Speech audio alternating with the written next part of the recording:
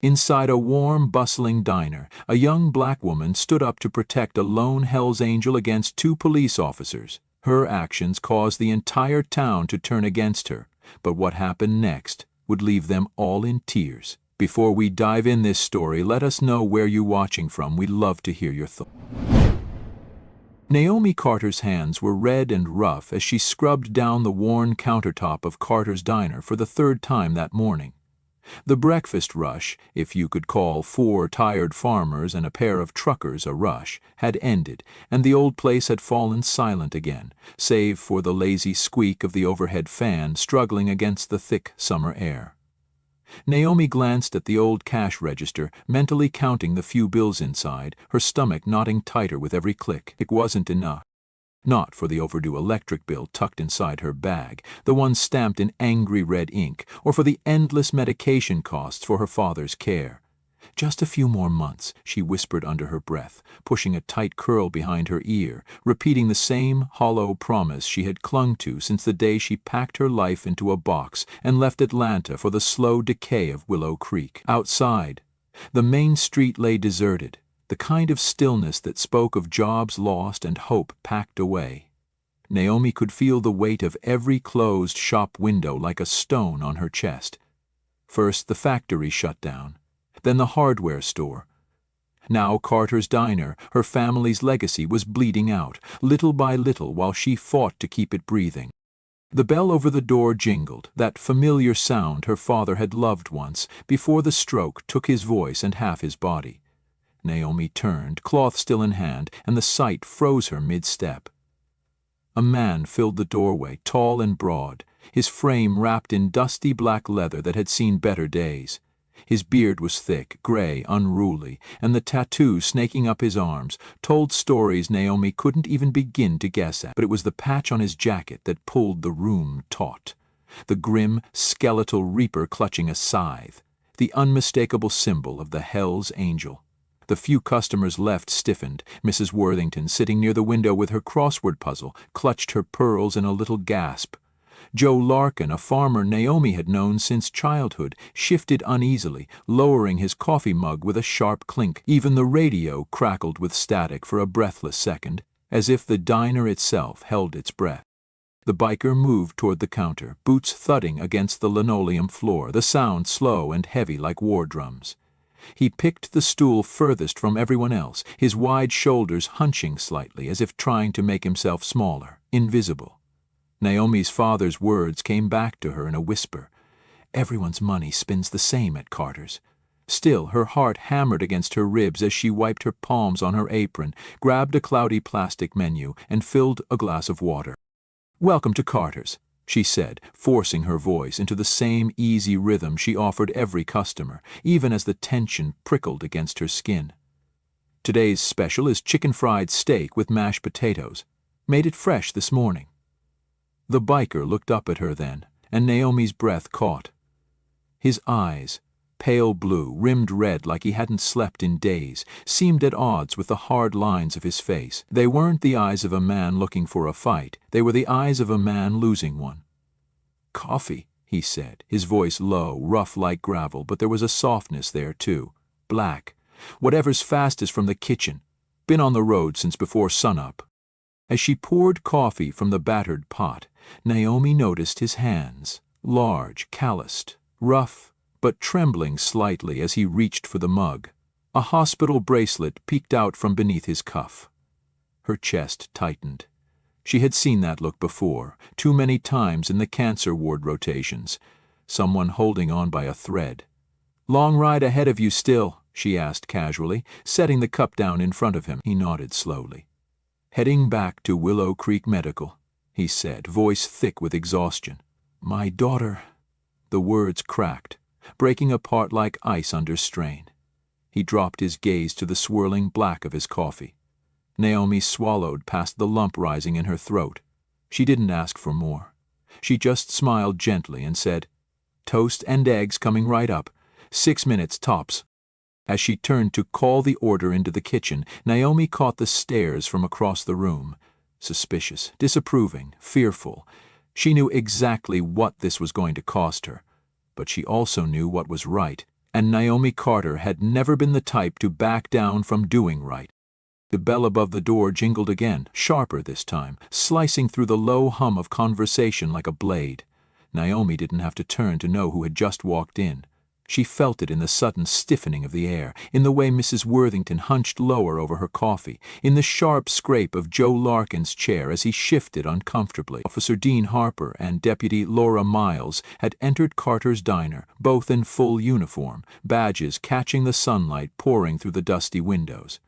Dean swaggered toward the counter with the easy arrogance of a man who knew the town bent when he leaned, his boots tapping an uneven rhythm against the tile floor.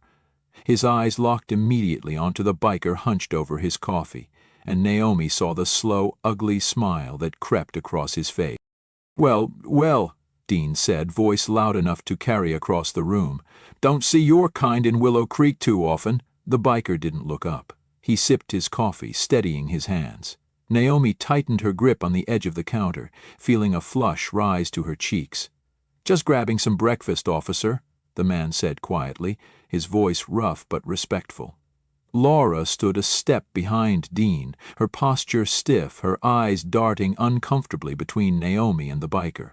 Dean leaned an elbow on the counter, a deliberate invasion of space. Maybe we should check his ID, Naomi, make sure he's not one of the reapers we got bulletins about. Naomi's heart pounded. The man had done nothing, but Dean was already circling like a vulture. The biker's hand moved slowly, carefully, reaching into his jacket pocket, but Dean's hand dropped instinctively to the holster on his hip. Naomi stepped forward, her voice sharper than she intended. He's a paying customer, Dean, same as anyone else who walks through that door. Dean turned his head, his smirk widening. Same? That's rich. He gestured at the patch on the biker's jacket, the grim reaper with its wicked sight. You know what that means, Naomi? Drugs? Guns? Trouble.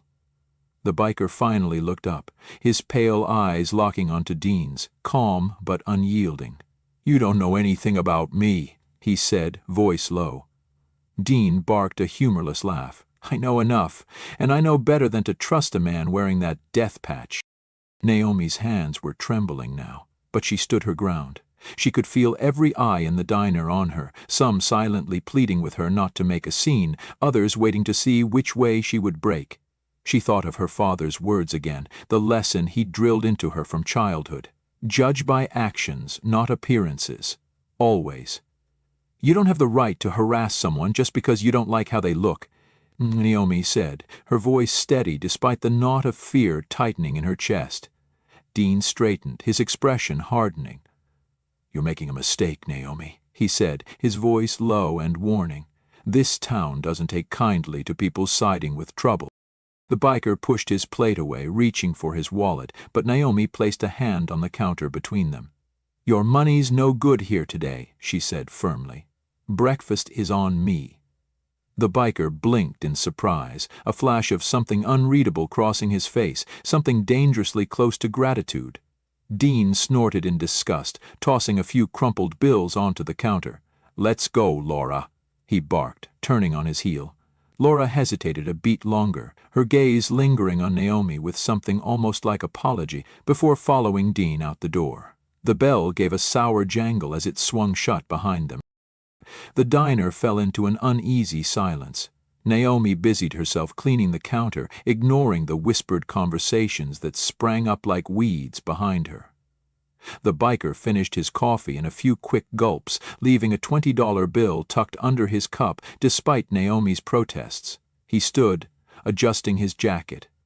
Name's Hank Morrison, he said simply. Naomi gave him a small, genuine smile. Naomi Carter.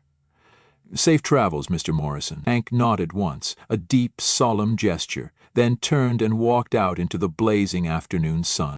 Naomi watched him go, a tight ache blooming in her chest. She had no illusions about how this would play out. Small towns had long memories for things they didn't like and short tempers for those who crossed unspoken lines. And she had just drawn a big, bold line in the sand. The afternoon wore on, slower than molasses, the few customers who trickled in offering tight smiles or none at all. When Naomi finally flipped the open sign to close that evening, she sat heavily in one of the booths and dropped her face into her hands. She hadn't wanted a fight. She didn't need another enemy. But when she closed her eyes, all she could see was the way Hank's hand trembled around that coffee mug, the glint of the hospital bracelet flashing like a silent cry for help. She remembered the countless times in the hospital back in Atlanta when strangers had shown her small kindnesses at her lowest moments, and she knew she couldn't have done anything differently, even if it cost her everything. As Naomi locked up for the night, she noticed something taped to the glass door. A crude piece of cardboard with angry red letters scrawled across it, "No biker lovers, no trouble mockers." Her stomach dropped. She ripped it down, crumpling it in her fist, but the message burned itself into her memory all the same. Trouble had found its way to Carter's diner, and Naomi knew this was only the beginning. But deep down, even through the fear and the doubt, she felt a stubborn ember of something stronger begin to glow. She hadn't backed down today, and she wouldn't back down tomorrow either.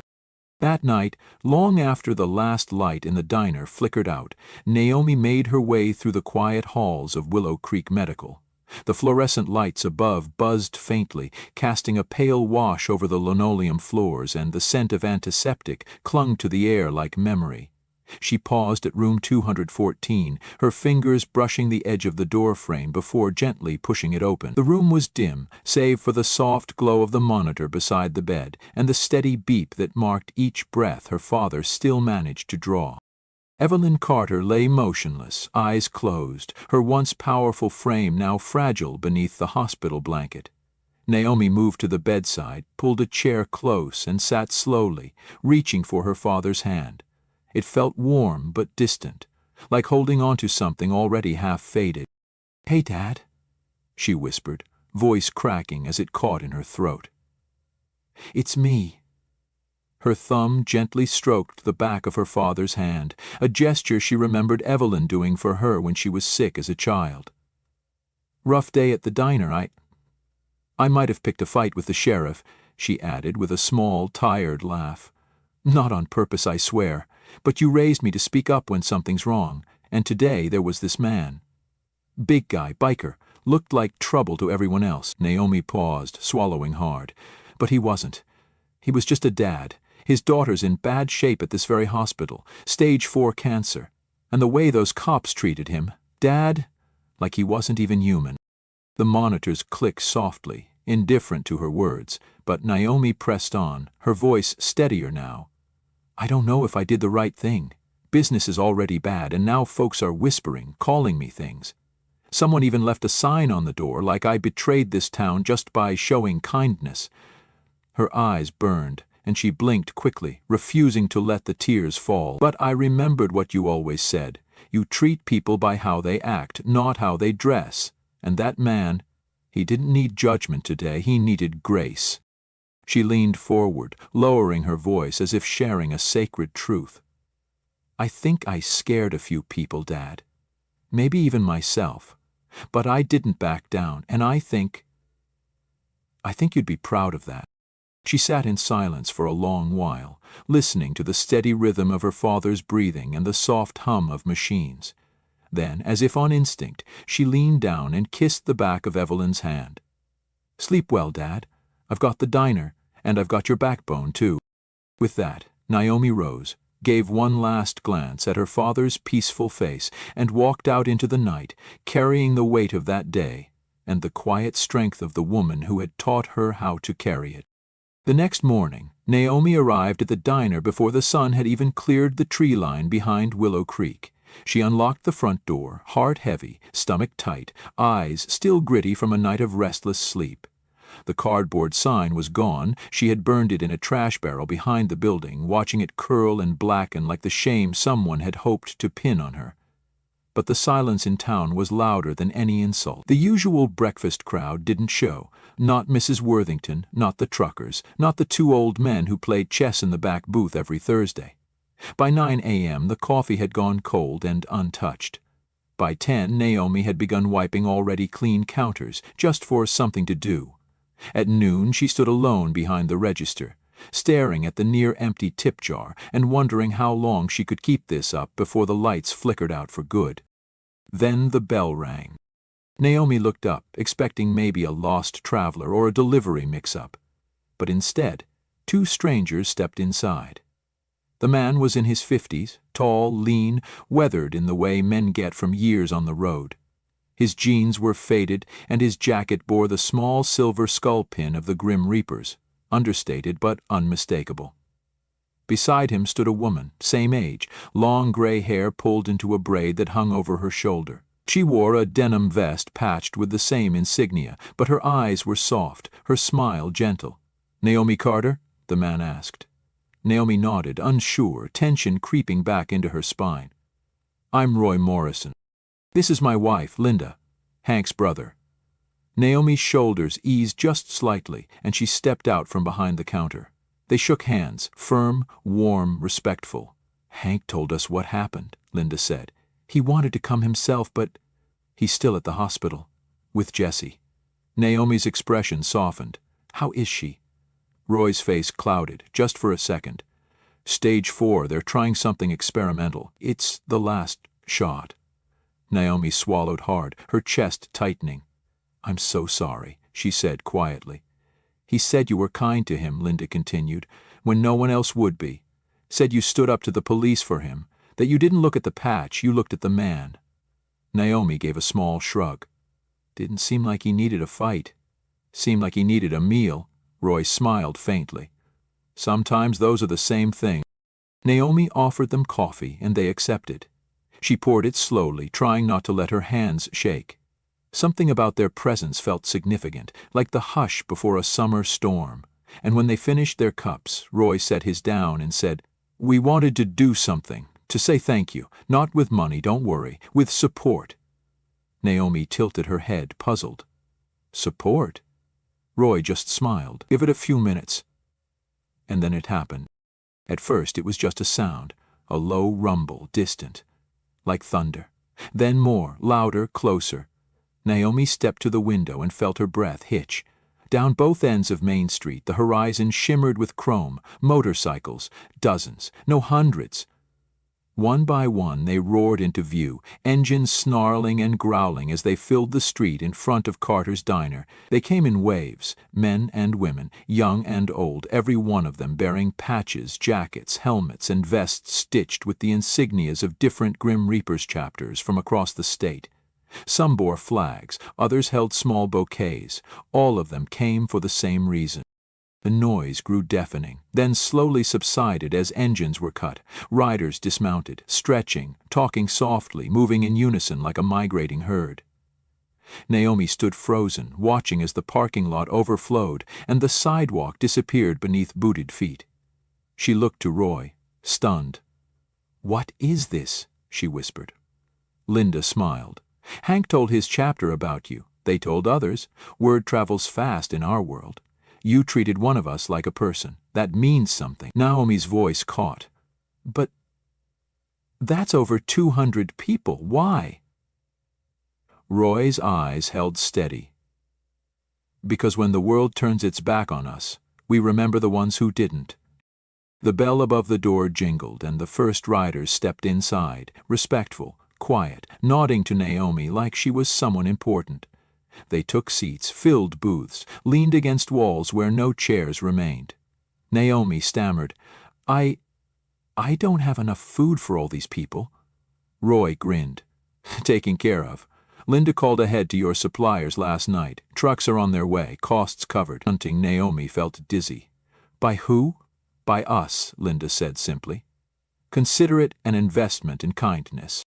Outside, townspeople began to gather. They stared from across the street, whispered on porches, peered out of windows. But they didn't hide. They watched, they wondered, and slowly some of them crossed the street, cautiously, curious. Naomi's old classmate, Moloch, stepped inside, glancing around at the sea of leather jackets before raising a hand in greeting. "You still serving those biscuits?" he asked with a crooked grin. Naomi blinked, then laughed, wiping her hands on her apron. "Sure am. "You'll have to share a table, though." "Not a problem," he said, taking a seat beside a woman with a pink mohawk and a patch that read, "Reapers Never Quit." More locals followed. Conversations started, cautious at first, then easier. Naomi watched, wonder spreading in her chest like sunlight through storm clouds. Her diner, her father's diner, was full. Not just with people, but with possibility, with change. And then the bell jingled one more time. Naomi turned, her heart catching in her throat.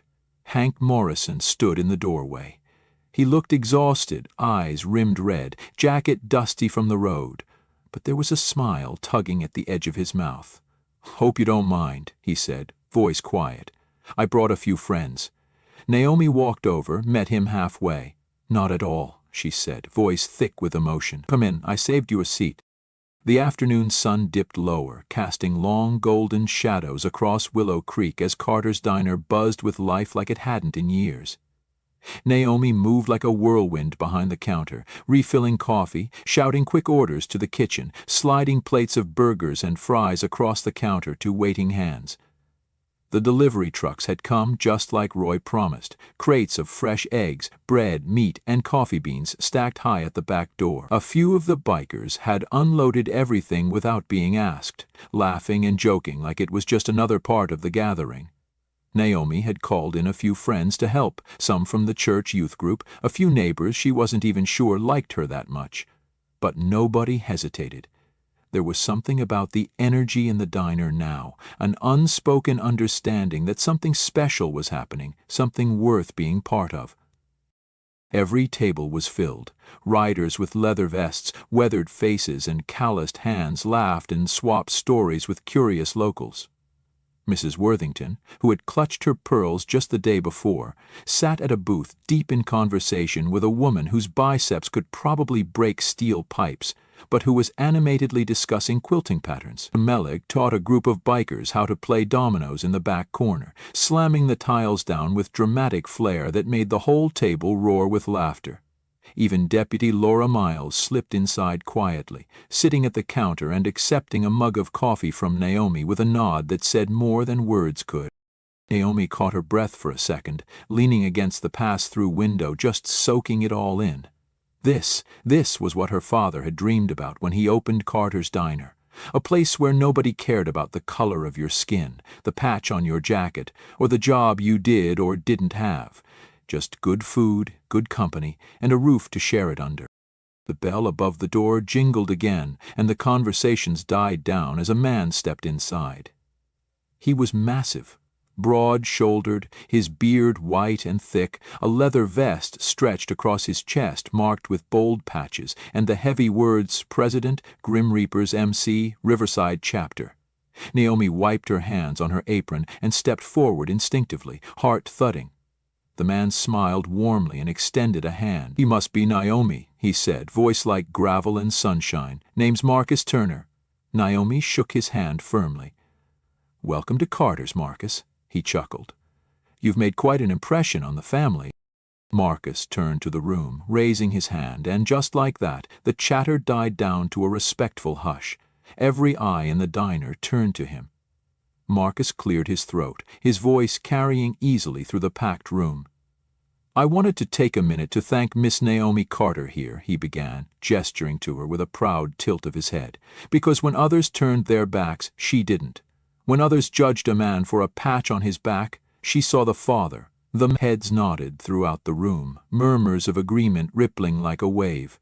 "Now, in our world," Marcus continued, "loyalty and respect mean something. They're everything. So I want it known, Carter's Diner, from this day forward, rides under the protection of the Hell's Angel." A cheer went up, loud enough to rattle the windows, boots pounding against the floor, fists pounding the tables in celebration. Naomi stood frozen, stunned, tears stinging her eyes as the room erupted in applause. She caught Hank's gaze across the room. He smiled at her, small but full of pride, and Naomi smiled back, a trembling, disbelieving thing. Marcus wasn't finished. He waited for the noise to die down, then said, "And if anyone in this town has a problem with that, they'll have a problem with all of us." His tone was firm, but not threatening, just a simple statement of fact. He turned, looked directly at Deputy Laura Miles, who sat stiffly at the counter, coffee halfway to her lips. Laura swallowed hard, but nodded once, slowly, her eyes dropping to the mug in her hands. Satisfied, Marcus smiled and turned back to Naomi. "Now," he said, grinning wide enough to flash a gold tooth, "who's ready for pie? I heard there's no better slice in 3 counties." Another roar of laughter, and just like that the tension broke into easy joy again. Naomi laughed too, wiping her eyes quickly with the hem of her apron before hustling back to the kitchen to cut as many slices of pie as her hands could manage. As the evening wore on, the gathering spilled into the streets. Someone rigged up a portable speaker to a motorcycle battery, and classic rock poured into the warm summer air. Kids from the neighborhood rode tiny bicycles up and down the sidewalks, weaving between big chrome bikes like fish darting through a coral reef. Old-timers leaned against lampposts, trading stories with men and women whose leather jackets told tales of different towns, different lives, but somehow the same beating heart. Naomi's father, who hadn't left the house in months, even ventured out, bundled in a shawl, pushed in a wheelchair by one of the young riders who had an easy smile and steady hands. It wasn't just a good day. It was the kind of day that stitched itself into the fabric of a town's memory forever. And in the center of it all, standing tall in her worn sneakers and coffee-stained apron, was Naomi Carter. Still tired, still a little scared of what tomorrow might bring, but for the first time in a long time, filled with a fierce, burning hope. She caught Hank standing outside the diner, talking quietly with Roy and Linda, a smile on his tired face as he watched Jesse's hospital bracelet dangling from his wrist like a fragile promise. Naomi crossed over to him. "Hey," she said softly. Hank turned, his face lighting up. "Jesse," he said, voice thick, "got some good news. Today, early signs, but the new treatment's working." Naomi's breath caught in her throat, a giddy kind of relief flooding her chest. "That's amazing," she said, and without thinking she wrapped Hank in a fierce hug. He stiffened for half a second, before hugging her back, strong and sure. When they pulled apart, Hank said, voice gruff with emotion, "She wants to meet you. Said you sound like the kind of woman she hopes to be." Naomi blinked hard against fresh tears. "I'd like that," she said. "I'd like that a lot." The sun dipped below the rooftops of Willow Creek, leaving the sky a soft wash of purples and golds as the last few bikes rumbled off into the night, leaving only the faint smell of engine oil and laughter lingering in the warm air. Naomi stood on the front steps of Carter's diner, arms crossed loosely, apron still tied crooked around her waist, watching the taillights disappear one by one down the dusty road. The diner behind her still buzzed with the faint clatter of dishes being washed and chairs being stacked, but out here, in the hush of early evening, it felt like standing in the middle of a miracle. She closed her eyes for a moment, breathing it in, the scent of fresh pie, worn leather, and summer dust mingling into something that smelled like hope. A soft throat clear behind her made her turn. Roy and Linda stood side by side, hands clasped together, wide grins lighting up their tired faces. Between them, Roy held a brown paper package, thick and slightly crumpled at the edges. He stepped forward, holding it out. "From all of us," he said simply. Naomi blinked, reaching out, unwrapping the bundle carefully. Inside, folded with surprising care, was a custom leather vest, black, supple, stitched across the back with a patch that made her breath catch. Carter's Diner, embroidered in bold letters, encircled by the words, "Friend of the Reapers." Below it, a smaller patch, "Protected." Naomi ran her fingers over the stitching, throat tightening, words failing her for a long moment. Roy clapped a gentle hand on her shoulder. "You stood up when it mattered. Most people don't." Linda smiled, eyes bright with unshed tears. "We don't forget kindness, not ever." Tucked inside the vest was a simple note, scrawled in uneven handwriting Naomi instantly recognized as Hank's. "Thank you for seeing the man, not the jacket. Jessie smiling again. She can't wait to meet you. Hank." Naomi pressed the note to her chest for a moment, grounding herself against the overwhelming tide of emotions surging through her. Inside the diner, she found a spot of honor for the vest, hanging it right next to her father's old stained apron and faded photograph, the two symbols side by side, past and future, struggle and hope, stitched together under one roof. As she adjusted the hanger, the bell above the door jingled. Naomi turned to find Officer Dean Harper standing awkwardly just inside, hat in hand, uniform looking strangely too stiff and formal in the relaxed, easy warmth the bikers had left behind. He shuffled forward, cleared his throat. "Coffee?" Naomi asked lightly, not giving an inch. Dean nodded. "Please." She poured him a cup without ceremony, sliding it across the counter. Dean wrapped his hands around the mug, looking like he wanted to say 100 things, but not knowing how to start. Finally, he settled on a stiff nod. "Good turnout today," he said gruffly. Naomi smiled just a little, letting the silence speak for itself. Dean looked down at his coffee, studying the swirling black surface. "Town's changing," he muttered. Naomi didn't argue. She just tucked a clean towel over her shoulder and went back to wiping down the counter, leaving Dean to sit there, shoulders hunched, sipping his coffee in the slowly fading light. The days that followed moved with a rhythm Naomi hadn't felt in years. Carter's diner stayed busy.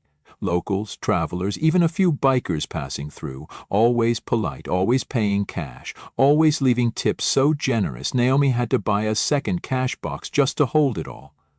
Word spread about the little diner with the big heart, and slowly Willow Creek's icy walls began to thaw.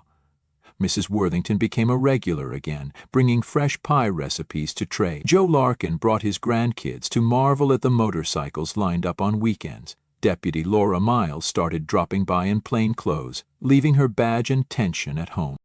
And through it all, Naomi remained the steady heartbeat at the center. She served coffee, she flipped pancakes, she laughed and listened and lived.